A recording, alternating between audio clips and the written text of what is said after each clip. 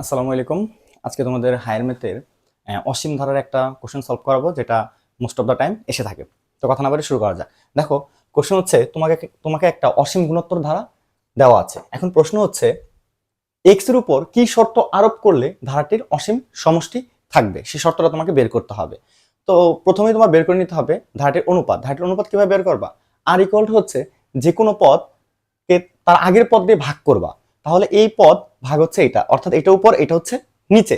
তাহলে তুমি যদি 8টা বের করে ফেলো, দেখো তুমি যদি 8টা বের করে ফেলো তাহলে আর কত আসবে? এটা দিয়ে এটাকে ভাগ করলে স্কয়ার একটা কাটাকাটি চলে যাবে, দ্যাট মিন্স এটা হয়ে যাবে। বুঝতে পারছো? এটা পাবো তুমি হচ্ছে আর।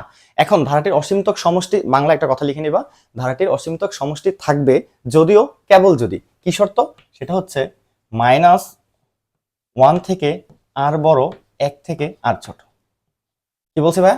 -1 থেকে আর বড়, 1 থেকে আর ছোট।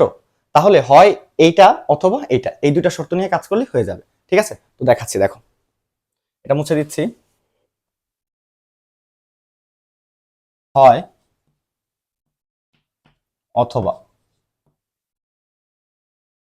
হয় কি -1, আর এর ভ্যালু কত পাইছো? 1/4x+1।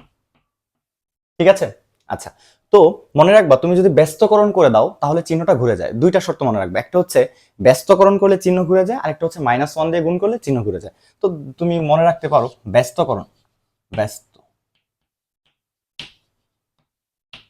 এক হচ্ছে ব্যস্তকরণ আর দুই হচ্ছে -1 দিয়ে গুণ, -1 দিয়ে গুণ। এই দুইটা কাজ করলে চিহ্ন কি হয়ে যায়? ঘুরে যায় ভাইয়া। তাহলে ধরো আমরা যেহেতু এক্স এর উপর কি শর্ত আরোপ করলে এক্স এর শর্তটা বের করব, তাই এটাকে ব্যস্তকরণ করে দিই। তো ব্যস্তকরণ করলে কি হয়ে যাবে? চিহ্নটা এদিক হয়ে যাবে। ঠিক আছে, তো দেখো এই +1 টু পাশে গিয়ে -1 হয়ে যাবে।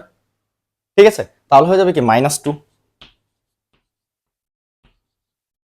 বুঝতে পারছো? তাহলে এই 4 টা এখানে গিয়ে ভাগ হয়ে যাবে।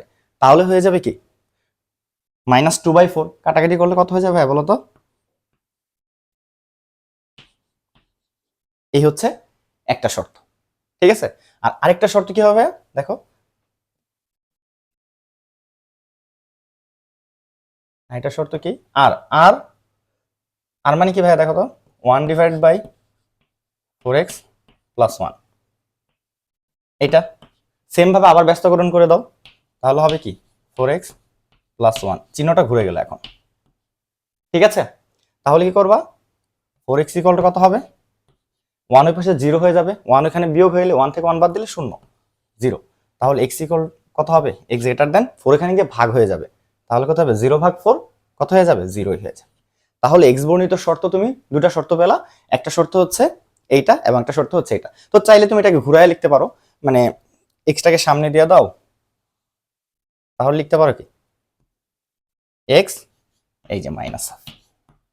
এভাবেই তো ছিল না? দেখো এই 4টা এখানে গিয়ে ভাগ হয়ে যাবে, তার মানে হবে কি -1/2 এর দিকে মুখ করে থাকবে। তাহলে দেখো -1/2 এর দিকে মুখ করে আছে, মানে ওইদিকে হা করে আছে। তাহলে x, এই যে x। বুঝতে পারছো? তাহলে নির্ণয় শর্ত এই একটা, এই একটা। আশা করি শর্ত নির্ণয়ে তোমাদের আর কোনো সমস্যা হবে না। দেখা হবে নেক্সট কোনো ভিডিও।